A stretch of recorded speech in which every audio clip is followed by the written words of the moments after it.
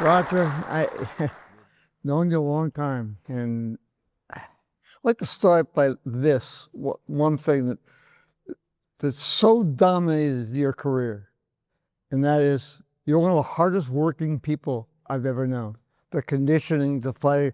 There were a couple of young pitchers on the Red Sox a couple of years ago were talking about, well, they want me to increase my velocity. I said, go back and watch video of Nolan Ryan and Roger Clemens, and the work, the legs, just the running, I mean, every day. I mean, you'd be shagging or do all the work, you do your throwing, and you go run around the Charles and come back and then stop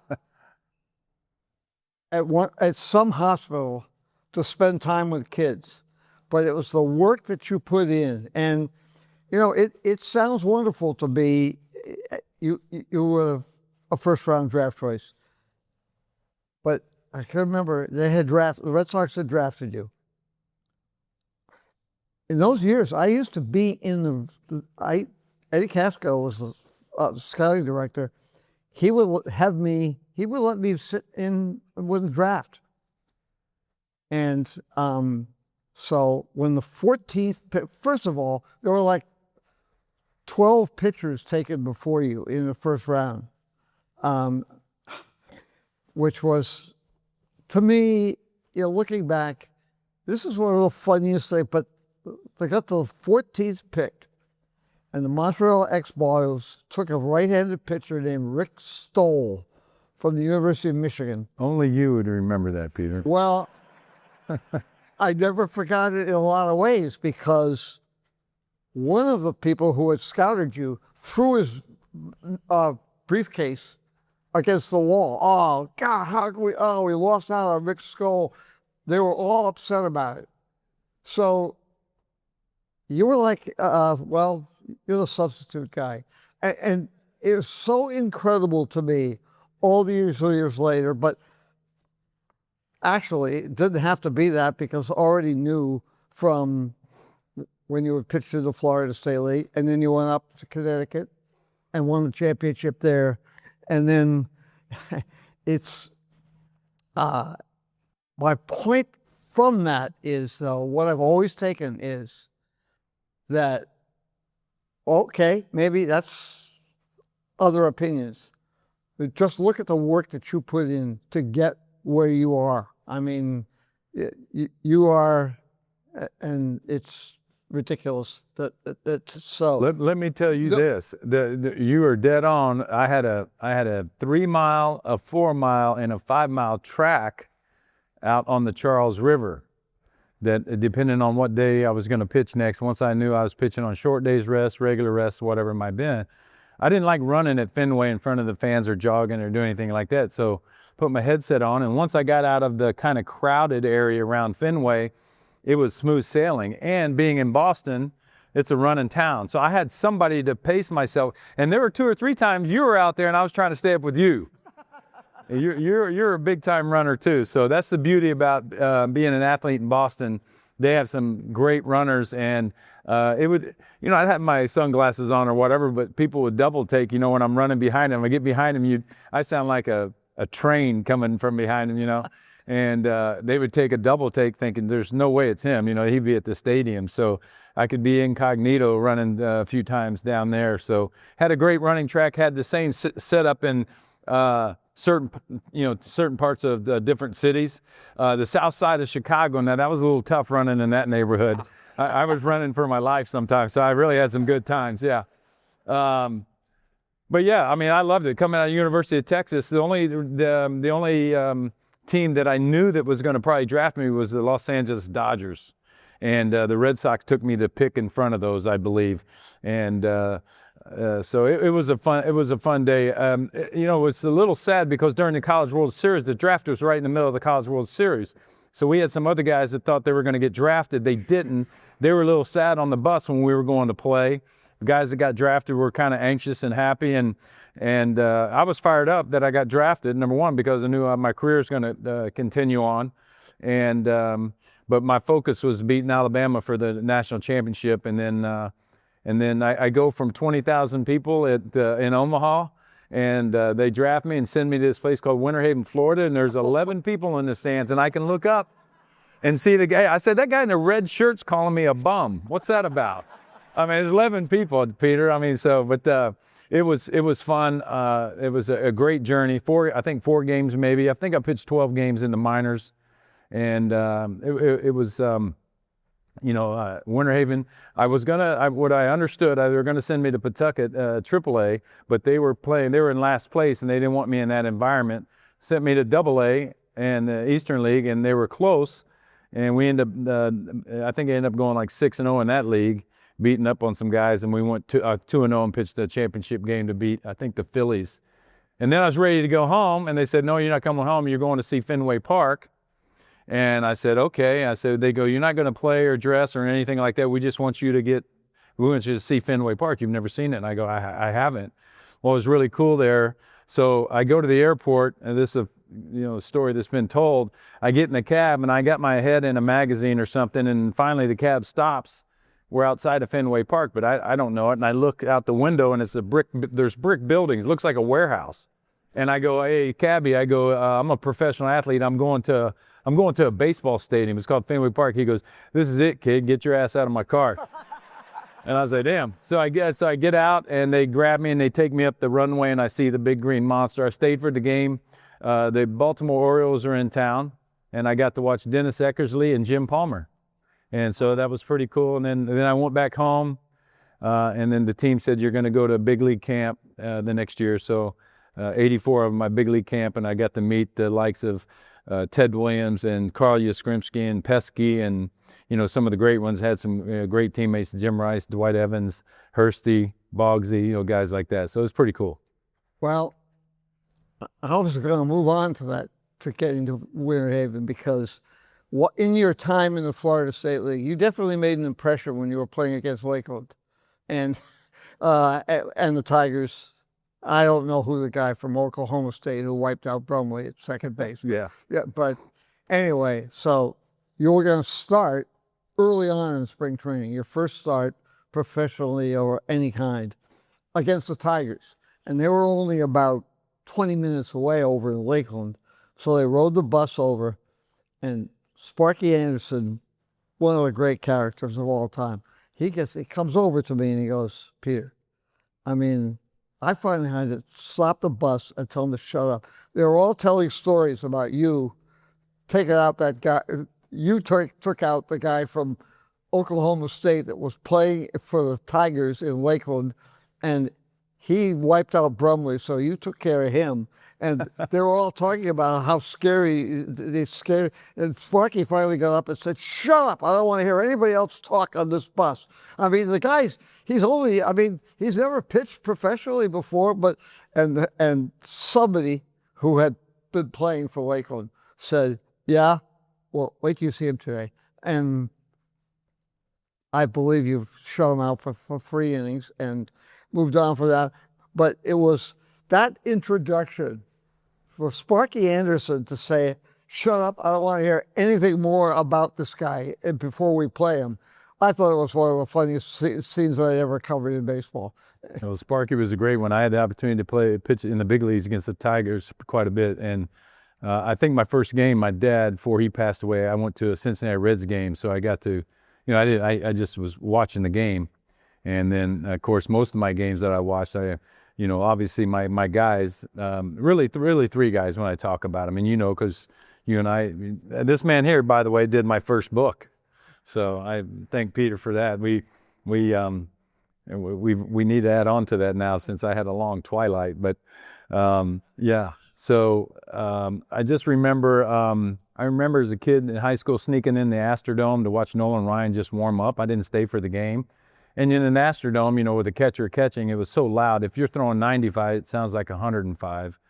And he would pop that mitt. And then I had the privilege. I'm a power pitcher, as you know, Peter. I don't throw, I pitch. And whether I threw over 100 miles an hour in my career, but I pitched between 95 and 98 miles an hour. When I was chasing velocity a little bit more, you make mistakes. And that's why I try and tell the younger guys now that they're all chasing velocity. And most of the guys in the big leagues, not the ball that's elevated, but most of the guys, they can, they're such professional hitters, they can put wood on a bullet. That's how good they are.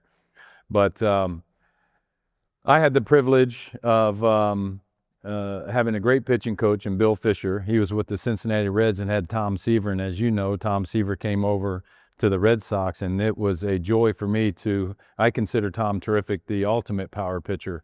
Of course, I was watching a 40-year-old man out there do his work, and I'm like, it looked like he was dying out there. And I'm like, God, I'm never pitching until I'm 40. Next thing you know, I'm pitching at 45. What am I doing? And but watching Seaver and having the opportunity to just keep my mouth shut and listen to things he wanted to tell me, Seaver and Yogi Berra actually gave me the two of the best compliments. Both of them said, "Kid, you could have pitched in our era." And that coming from those two men was fantastic. And then, of course, I've told the story famously many times. I wanted to get to the major leagues to face Reggie Jackson. He was my guy that I watched when I was a kid, hit the 3 home runs, of course, in the World Series. And so my family all knew it, that I wanted to do it. And I think about my 4th start at Fenway. Reggie's a California Angel. And I'm facing him that day, and I'm trying to play it off. My brother's actually driving with me. We had a house in Framingham. We're driving into the stadium, and I'm young and I'm cocky, and I think, Reggie, now I'm going to I can't wait. I'm going to go after any of this and that.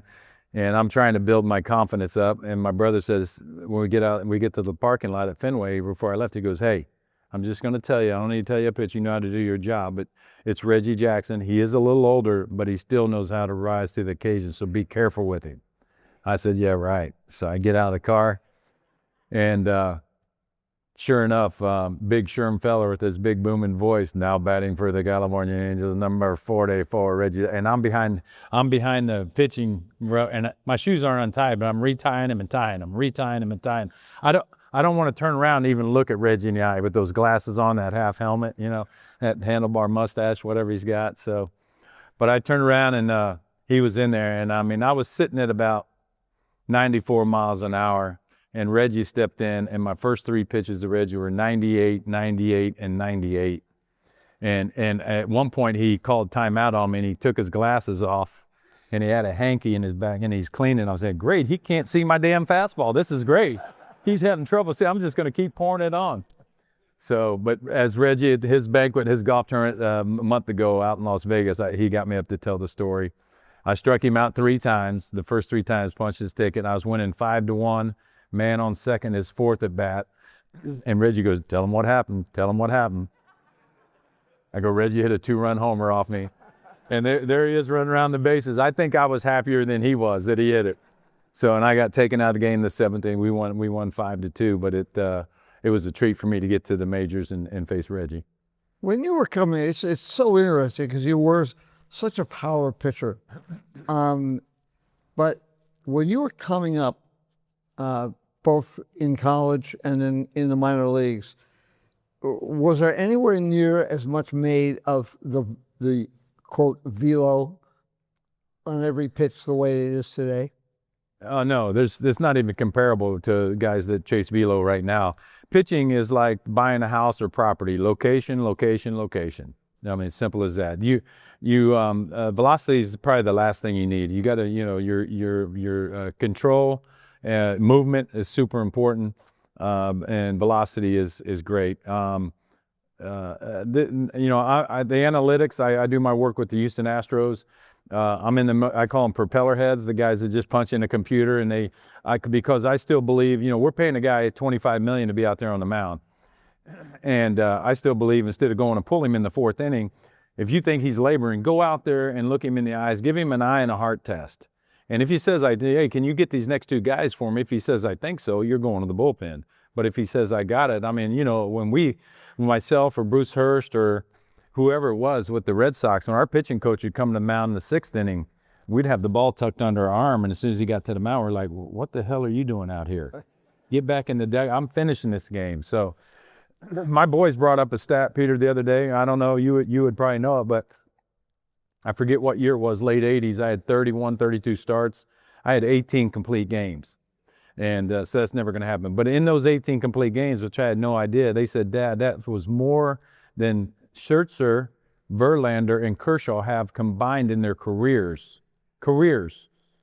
that they don't have 18 combined starts. So I find that hard to believe. It was no different than the kid, who was the kid with Tampa Bay or whatever that threw the no-hitter. He had never pitched into the 9th inning. He's with San Diego now, or maybe the Dodgers, the little big lefty. What's the name? Snell. No, Snell. It was No, Snell. the Cy Young, huh? Snell. No, I think it is Snell. I think it was. Well, a big lefty, and but he'd never thrown. They said, well, yeah, but he's never pitched into the 9th inning. So we have fun with. I have had fun with some of the guys. I've been in the locker room when they got done, and I won't mention his name, but he knew I was there to watch him, and he pitched well. He came out of the game after 5 innings, 90 pitches, was winning 3-1. It pitched beautiful, and I was inside the locker room talking to the propeller heads, trying to give them a little advice. And I'm in the middle of road analytics. I'm not high on it, and I'm not low on it. Again, because I think you got to have an eye and a heart test. But the pitcher came up and he saw me, and there's a wet bag in the floor, a bag that you throw all your dirty uniforms in. And I'm talking, he comes up and he's acting like he's exhausted. Take a big deep breath in front of me. Oh, and he rips his jersey off, throws it in the wet bag. I go, hold on, guys. I go, what are you doing? He goes, Rocket, I'm done. I go, I know you're done. I said, but you only went 5 innings. I go, pick that crap up and hang in your locker. There's no way it's dirty. I said, it's clean. Just hang in your locker for your next start. He started to do it, and I was like, no, I'm just kidding. I wasn't, but yeah. So we have fun with them every once in a while. I mean, as you know, I want to go, having the privilege and being blessed to win Cy Denton Young's Award 7 times. This man won. That man is laughing in his grave at my numbers. Can you imagine what he thinks about these guys now? And this guy pitched every other day, and then he did it all season long, and then he went and baled hay or it was a ditch digger and had just a strenuous job in the off season. He's laughing at my numbers, let alone theirs. How much of staying out there is mental and how much is physical? Yeah, that was my transition. Physically, I got you. Nobody's going to work harder. I was doing the work in spring training to get ready. When you talk about it, I just had talks with 2 different clubs of the guys that were in the World Games. When I pitched in the WBC, I had to start throwing January 2nd.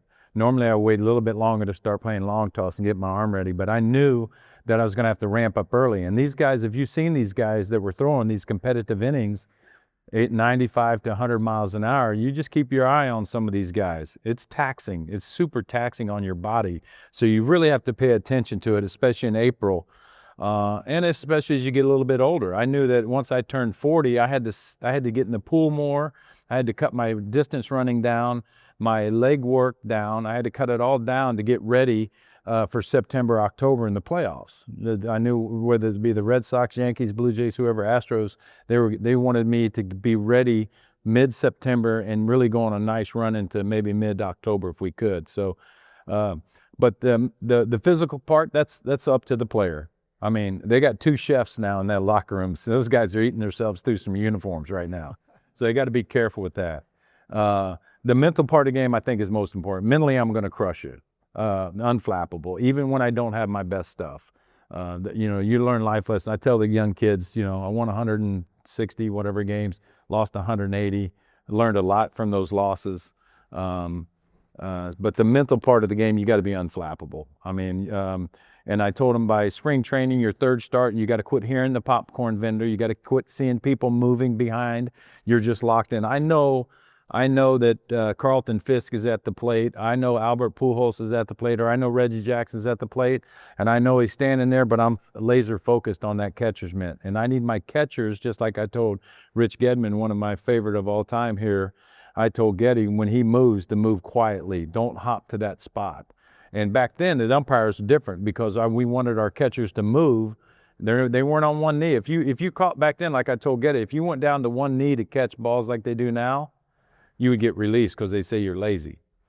But I'd have Getty move, sit up quietly, and then the umpire would slide with him. Now back then, Peter, as you know, because I was a student of the game, I kept my hitters on 3x5 index cards well before we started keeping all this crap in a computer. And then it went to my BlackBerry, and then it went to my iPhone. I'd have to tell Mel Stoudemire in pitchers meetings, I'm not over there texting my friends. I'm loading numbers and the stuff that I know of a certain hitter. You know, when I'm facing Cal Ripken Jr., there's no secrets. He's got 100 at bats against me, and I've seen every one of his batting stances. I got a man on third, 1 out. I'm going at him. I want him to hit a ground ball. He is trying to get the ball in the air. Then all of a sudden I look at my catcher and I tap my eyes. I said, did you see what Ripken just did? He spread out and he backed off the plate. He's just trying to hit a ground ball or fly ball to right now. So it becomes a cat mouse game when you're doing it. I was PitchCom before PitchCom. I called 95% of my game from the mound. For instance, and I studied other pitchers. Instead of messing around with sunflower seeds and doing things like that, if you have a weakness and you did not practice perfect, for instance, we have gloves with guys that have they have their old school gloves that are very flimsy, like some of the kids' gloves that the dads have for their kids, which is great. At our level, I went through about 5 gloves because I kept mine pretty firm because there was this on my fastball, and when I went to get my split, you didn't see it move. Most guys, they'll fastballs here. When they go to get their changeup, their glove flares like a friggin' jellyfish in the ocean. If it opens up wide, we got you. If you're doing that, we got you. There's other guys that when the lights get bright, they set at their nose, but to get the curveball, it takes them longer, and they'll come up above the bill of their hat. If it's 3 inches difference, we got you. So that's why in the bullpen sessions and everything we talk about practice perfect. It doesn't have to be quantity, it has to be quality, and you practice perfect. So when the heat gets on you a little bit, which every game you're going to be in, like Seaver told me this, you're going to have second, third, and 1 out at some point in this game. You're going to have to pitch. They pay you to pitch to get out of that. So I thought that was very, a pointed message from somebody like Tom Seaver.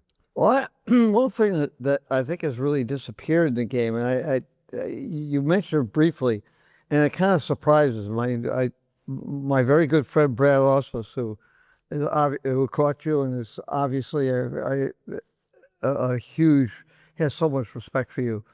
But we were talking about seeing the game and how few guys now really know what you're talking about. But Pedro Martinez was another one. I mean, you see what hitters are trying to do at the plate. And then I ask, why is it that taught as much as the weightlifting? I mean, why don't people do that? And I asked Nolan this, and Nolan went, nah, it just some of they're so hung up on what they're say in their computers that they're forgetting about every at bat might be a little bit different. Forgetting about their athleticism, turning in a little bit of a robot. Yeah. Yeah. But that took me, and I one of the most amazing games. I was not on that road trip, but I have watched it about 4 or 5 times.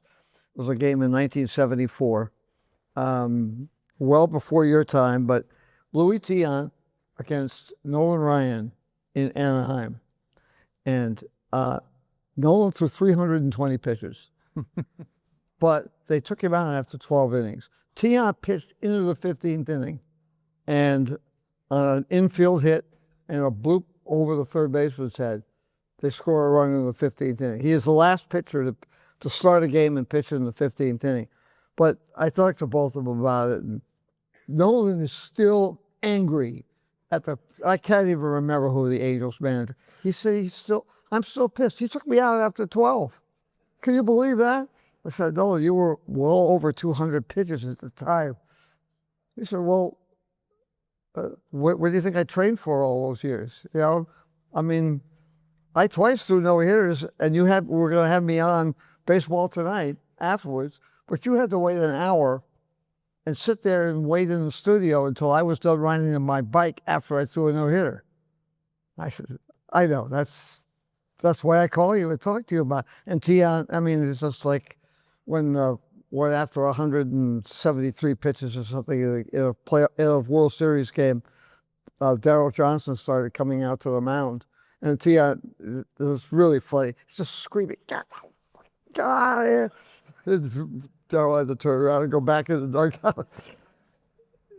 But the pitcher wasn't like doing his homework. The pitcher was dictating what the game was. And so I'll go to what I like to say. 2 years ago, I was at Baseball Network, and they were going into the postseason, and they said, well, you've been around a long time. What's the greatest postseason game you ever saw? I said, I don't have to take a minute to think about it. You in Seattle in 2000 against against Seattle, and it was a one hitter, 15 strikeouts, no walks. After the game, Alex Rodriguez was still shaking from a pitch you threw him in the first inning. It's a strike now. He was bitching about it, but it's a strike now the way they call it now. But you scared. Yeah. But I mean, nobody hit the ball that was a double. It's true. If Tino, Peter, if Tino was a half-inch taller, it could have been a no-hitter. But you're right. It's funny you say that because my boys say the 20 strikeout games, both the 20K games were remarkable. But they point to that game, and I did. I had 3 pitches. The fastball, my tight slider was on, and my split was filthy that night. That was probably one of the better games that I had thrown. Well, what's funny too is you were a little sluggish in the Chicago series before, and so I remember reading a couple of stories about you're past your prime. I swear there must have been a lot of pitches at 100 in that game. Yeah, it was alive, and the weather was perfect. I think Seattle had 115, 17 wins or something crazy that year. Yep, and they had really good players. They did. But that was, for me, that's the greatest game I've ever sat. I was there, and it was great. Except, I mean, Alex was shaking. He thought you threw at him, and so he was. But it was. I mean, he was really good. I mean, he was still very young, but he was very good. But that was such a thrilling game. And early on, when the World Series, sometimes the Red Sox didn't do as well as they could have, and so forth. But your record lifetime in the postseason was really, really good. I can remember when you won your first World Series game when you were with the Yankees. Yeah. And I just. I've always said that as a writer, I'm a human, so I have a right to like people. And I'm a journalist, so I don't have the right to dislike anyone, which makes life really easy when you cover the game. But I wanted you to win that game in the World Series so badly. And it was great. And those things, players... Sometimes, I mean, not luck, but direction of games sometimes go against you. And then people start saying, well, I can't win big games or something like that. That's so preposterous. Yeah. If I had Mariano Rivera, I tell people there's death taxes and there's Mariano Rivera. And if I had 500 wins with this guy, if he coming in behind me. And I would try and eat outs to get to him. That was the best thing about once I was 38 to 44-ish. Mel Stoudemire and I, my pitching coach in New York, we had a deal that he said, okay, I hear your mouth's open, you're starting to grunt a little bit, you're starting to get to the end of your rope. And I go, I am. So we knew right then when I go back out, now we're going to eat outs. So if I know the first hitter, if I give a walk, base hit, walk, whatever it might be, I'm out of there. So my 8 warm-up pitches were even more intense. So then I get the first guy. Now Mo only has to get 5 outs. Then I get the next guy, fly ball. Now he's only got to get 4 maybe. And so I started eating outs. That's how I was able to get into the 7th inning, even, again, at my advanced age and get through those. But yeah, I mean, 6 World Series, Peter. Two of the losses were the most emotional ones. Obviously, '86. I just thought it was a way of life coming off Texas, winning. At Texas, we didn't rebuild, we reloaded. And, we were in the World Series my sophomore year, lost to Miami. I was in tears in the parking lot in Austin. And next thing you know, we come back, we're loaded again, and we come all the way back and win the College World Series. Then a short period of time in Boston, we're in the dance, and we're playing in the World Series. And it was just, what we experienced with the California Angels. 1 week later, we're going through it again with the Mets. And so you talking about a roller coaster ride. And then the other one that I tell all the time, and I'll say it right here. If there's anybody here that served in our military or has family, I lost my brother. My brother served at Vietnam, and I had 5 uncles that served. And if there's anybody in here, I tip my hat to you and say thank you very much for what you did and served our country. So a big round of applause. Yeah, thank you. Thank you for your service. And if you had family members that served, I don't know if you guys know it, but one of my closest friends in the world was the late, great country star, Toby Keith. Toby stayed with me for 4 months at my house while he was trying to beat that damn C word. And you talking about an entertainer that goes to see our men and women. Toby took a guitar and a songwriter. He went into some bad places. And but I tell people my 24 years playing professional baseball pales. I was supposed to pitch the night of 9/11 in New York. I was Yankee there, and I was supposed to pitch that night. And what came of it, my agents went to high school with General Myers, our 4-star general at the time. And General Myers asked me to go to the Middle East to see our men and women. And obviously I said yes. And we were there 6.5 days, I think, before Christmas. And I saw 16,000 our men and women. I think I'm a team player. I met the ultimate team players. These men and women were some badass. I'm 6'4". They had 2 bodyguards on me that were 6'5". And no disrespect to NFL punters, but I look like a punter standing next to these 2 guys.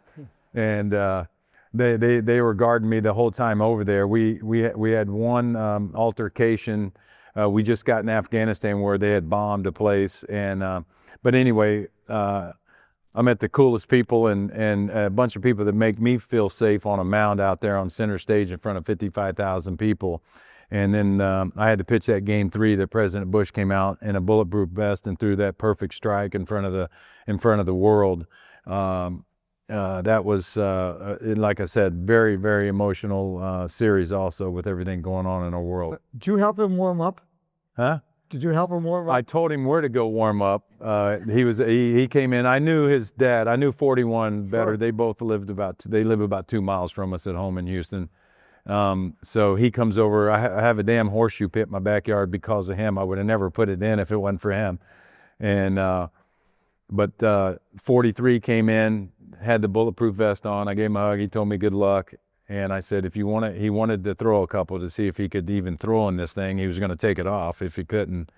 And I said, you got to go out the stadium, the clubhouse door, and go to the right about 100 yards. The batting cage is down there. Jeter and Posada will be down there. A lot of the guys doing their early work, so you'll see some guys. And they had a camera following the president.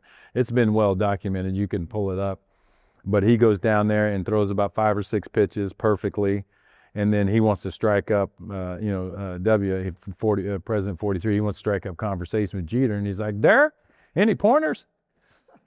And Derek goes, yeah, Mr. President. He goes, you can't throw from the grass or the front of the dirt. You got to get up by the rubber rockets and on the dirt and throw from there. He goes, yeah, I got that, no problem.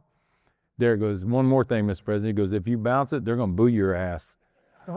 He goes, oh, I'm nervous now. I wasn't nervous. I'm nervous now. But he went out there and threw a perfect strike, and it was. I mean, that was a tremendous ball. I was in our set for ESPN in center field. Historic. With Harold Reynolds and Buck Showalter. And he went out there, and it was really important the way he did that. It wasn't about him. It was about him just respecting the moment and respecting what he did. And I thought, I had been at the ballpark since 1 o'clock, and I'm wondering what's going on. And all these Secret Service guys would tell me, you're in the safest place there in America. We went through. All these guys with guns lined up, lying on the top of the roof. And, that's right. And everything. And it that was really it wasn't just throwing a ball. It was rising to the occasion, which I thought he did absolutely perfectly. And he was always great to me. I'll tell you, must have been He was a great man. he was a great man. when they had he had a baseball special thing, the night after the '08 All-Star game, which was going to be it was his last summer in the White House. And so he had a huge dinner of baseball. And I don't know if you were there or not, but were you there that night? We were with him on like 3 occasions. That was one of them.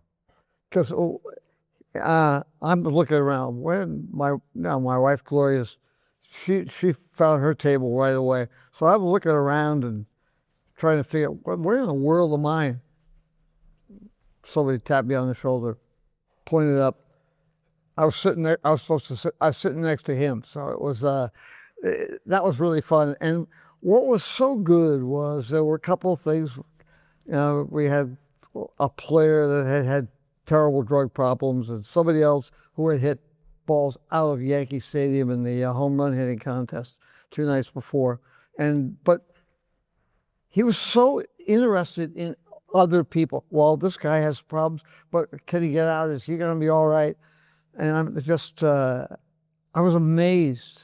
I They're mean, a baseball family. yeah. Yep, they love it.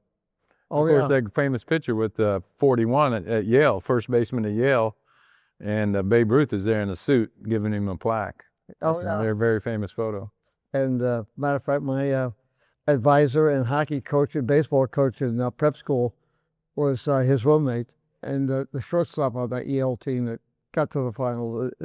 But that was to me, that was such an amazing experience that night to be it was just about being a patriot, I thought. We've done 2 Netflix specials on it and a deal for Fox that they're going to show it where they're going to relive a lot of the moments. And the Netflix thing is going to be pretty good on 9/11 also about coming back. And made the comment that once I got out of the city, I thought the season was going to get canceled. I didn't think we were going to play again until they made the phone call and said, get to Chicago, we're going to resume play. And so it was, you try and do your part as an athlete to take the minds off the family's minds off everything that happened for 3 hours, but it's so hard to do. I mean, at that time I wore 22, and right down the street from my condo in New York is ladder 22. And so we went down there to take the guys a jersey and give out hugs, took them some food. And when my buddy and I pulled up in our SUV, they were all getting out of SUVs and looked like they were coming back from a funeral. We lost 9 firemen from that spot. And so we sat in my car. It was like when I went to see some soldiers at Randall Reed. You don't know what to say until the general told me, you ask them what happened. They want to tell you what happened. And these guys that are missing a leg or an arm said they'll go back in a heartbeat to fight for our country. And so, you're talking about warriors. That's, these guys are unflappable. Had the opportunity to play and meet. I think he's actually the gentleman that shot bin Laden, big golfer with his dad. They had paired me up at a Folds of Honor tournament with him too.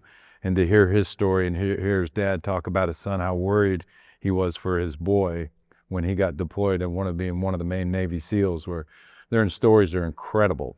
You talking about mental toughness. You need to bring these guys into your locker room to talk to some guys. I think that's very. Actually, there's a player with the Red Sox, Jaron Duran, who really didn't grow up playing a lot of baseball, and he didn't start, I don't believe, in high school until his senior year.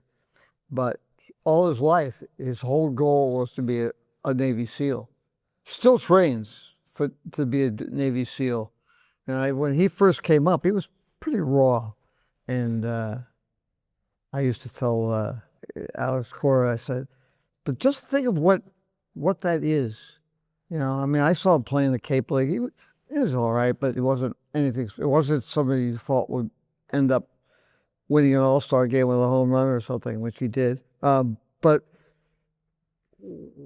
with the two things, one is the discipline, and the other is if you're a Navy SEAL, somebody said, one of the coaches said to me, how does that pertain to baseball? I said, one, discipline, probably conditioning, but most important, everything they do is team. So Kevin Durant, it's not about Kevin Durant's statistics. It's about team first. And I think he'll be top 5. Just looking at watching the changes he made in his hitting approach, watching it in the cages this spring, I think he'll be in top 5 for the MVP this year. But I respect him so much. And people think, well, that's a little, isn't he a little odd to be a Navy SEAL? And I said, if you had a relative or a friend, and that's what he did, wouldn't you be proud as hell to know that person? Absolutely. And you know, for his teammates, he's a guy that they know he'll do anything for them, but he's a very special player. And I think that what you did so often, how much you respect that carries over to baseball. I mean, it's not just going, showing up at the park and getting your paycheck. You go there and no, it's a very complicated sport. This man's seen some good players, hasn't he?